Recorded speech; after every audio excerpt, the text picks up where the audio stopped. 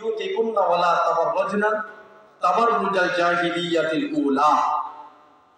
রব্বুল আলামিন গোটা পৃথিবীর নারীদেরকে ডেকে ডেকে বলেন, হে নারীরা, তোমরা অবস্থান করো তোমাদের ঘরে।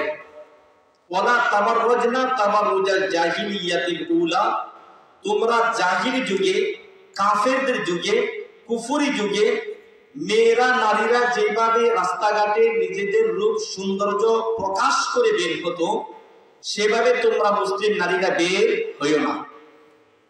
এই কথাটা কার? আল্লাহ। ওয়ালা তাবাররাজনা তাবাররুজাল জাহিলিয়াতিল উলা। তাহলে এইটুকু থেকে আমরা নারীদের ব্যাপারে আল্লাহর পক্ষ থেকে কয়টা মেসেজ পেলাম? দুইটা। এক নম্বর মেসেজ হলো নারীরা তোমরা তোমাদের ঘরে অবস্থান করো।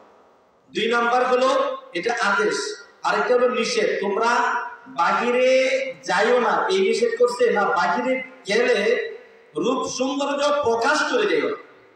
আমার কথা বুঝতেছেন? অনেকে বলবে ইসলাম ধর্ম মানতে গেলে অনেক কঠিন, মহিলারা বাইরে যেতে পারবে না। কি বলছে আপনার এই ফতোয়া দিতে? মহিলারা বাইরে যেতে পারবে না? ডাক্তারের কাছে যাওয়ার প্রয়োজন হলে যাবে না? কথা বলেন, যাবে কিনা? নিজের মা বাবার বাড়িতে বিয়ে হয়ে গেছে, এখন বাবাকে মাকে দেখতে যাবে না? ফতোয়া স্বামী কিতাবের মধ্যে আছে, মা বাবারে দেখার জন্য প্রতি সপ্তাহে স্বামীর অনুমতি নিয়ে জেলে যেতে পারবে, প্রতি সপ্তাহে। আর মা বাবা ছাড়া অন্য যারা আছে, ভাই বোনেরা, আত্মীয় স্বজন, প্রত্যেক বছর কমপক্ষে একবার মহিলাদের দেখতে যাওয়া উচিত। প্রত্যেক বছর কমপক্ষে একবার যাওয়া উচিত। তাহলে মহিলারা তো বাহিরে যাবে, যাবে না কি বলছে আপনি? হ্যাঁ যাবে, কিন্তু ওদের মতন যাবে না। কাদের মতন? ওদের মতন যাবে না। ওরা কারা? ওরা হলো যারা বিধর্মী, ওরা হলো যারা জাহিলি যুগে, ওরা হলো যারা কাফের, ওরা হলো যারা হিন্দু, বৌদ্ধ, খ্রিস্টান। ওদের মেয়েদের মতন বের হবে না। তাহলে এখান থেকে পার্থক্য হয়ে যাবে, এটা জান্নাতি মেয়ে আর ওগুলো জাহান্নামী মেয়ে। সুবহানাল্লাহ। দুইটা আদেশ। তিন নম্বর আদেশ আল্লাহ, মহিলাদের জন্য জান্নাতে যাওয়া একেবারে সহজ। তিন নম্বর আদেশ কি? ওয়া আকিমনাস সালাহ। ঘরে যে থাকবা, ঘরে বসে বসে কি করবা? সিরিয়াল কি করবে? টিভি দেখবো, মোবাইল দেখবো, সিরিয়াল দেখবো? বলেন না। এই গ্যাপটা একটু পুরা করে দিতে ভালো হয় না? এই গ্যাপটা সাসার হাজার আসেন, একটু সামনে আগে আসেন। এই গ্যাপটা সুন্দর লাগে না, এদিকের গ্যাপটা পুরো হয়েছে, ভালো লাগতেছে মাশাআল্লাহ। একটু কষ্ট করেন বাজান, একটু কষ্ট করেন। হ্যাঁ, মাহফিল এটা দিনী মজলিস, সামনের দিকে আগে আল্লাহ তাআলা লিখে দান করবেন। আমার সাত্তার কাকা আছে এখানে, আব্দুল সাত্তার কাকা আসে নাই না? ওই যে আইছে, মাশাআল্লাহ, ভালো আছেন না? আমি তো আইসে খুঁজতেছি, এই জায়গাটা পুরো হয় নাই। কিছু যুবক ভাই পিছন দিকে ওইটা আসেন, তো মুরব্বীরা বসে গেছে, ওনাদের আর কষ্ট না দিই, যুবক ভাইরা এসে এই জায়গাটা পুরা করে, মাশাআল্লাহ। তো মহিলারা ঘরে থেকে কি করবে? বলে মহিলারা ঘরে থেকে আকিমনাস সালাহ, নামাজ পড়বে। সুবহানাল্লাহ। তিন নম্বর আদেশ। চার নম্বর আদেশ, যদি মাল থাকে ওয়া আতিনাস যাকাত, যাকাত। চার নম্বর। পাঁচ নম্বর, ওয়া আতিউল্লাহ ওয়া রাসূলা, ঘরে থেকেও আল্লাহ এবং রাসূলের এবং স্বামীর আনুগত্য স্বীকার করে চলবে। স্বামীর হুকুমের বাহিরে যাবে না, আল্লাহ এবং আল্লাহর রাসূলের হুকুমের বাহিরে যাবে না।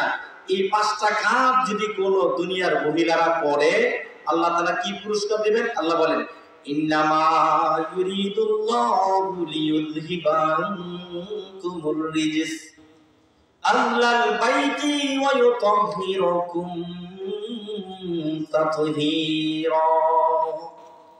রব্বুল আলামিন বলেন, তোমরা যদি এই পাঁচটা কাজ দুনিয়ার মহিলারা করতে পারো, রব্বুল আলামিন তোমাদেরকে দুনিয়ার জীবনে যত গুনাহ আছে, যত নাপাকি আছে, যত গান্দা পরিবেশ আছে, এই সবগুলো থেকে আল্লাহ তোমাদেরকে পবিত্র বানিয়ে দিবেন। সুবহানাল্লাহ। নারীদের পবিত্রতার গ্যারান্টি দিলেন আল্লাহ তাআলা কয়টা কাজের উপর? পাঁচটা। এক নাম্বার, ঘরে থাকবে। দুই নাম্বার, বাহিরে যাবে না, না বাহিরে যাবে পর্দার সাথে, বাহিরে যাবে তো পর্দা মেনটেন করে যাবে। তিন নাম্বার, ঘরে নামাজ ঠিক মতো পড়বে। চার নাম্বার, যদি মাল থাকে যাকাত দিবে। পাঁচ নাম্বার, আল্লাহ এবং আল্লাহর রাসূলের অনুসরণ করবে। এতে আল্লাহ তাআলা তাকে পবিত্র বানিয়ে দিবেন। সুবহানাল্লাহ।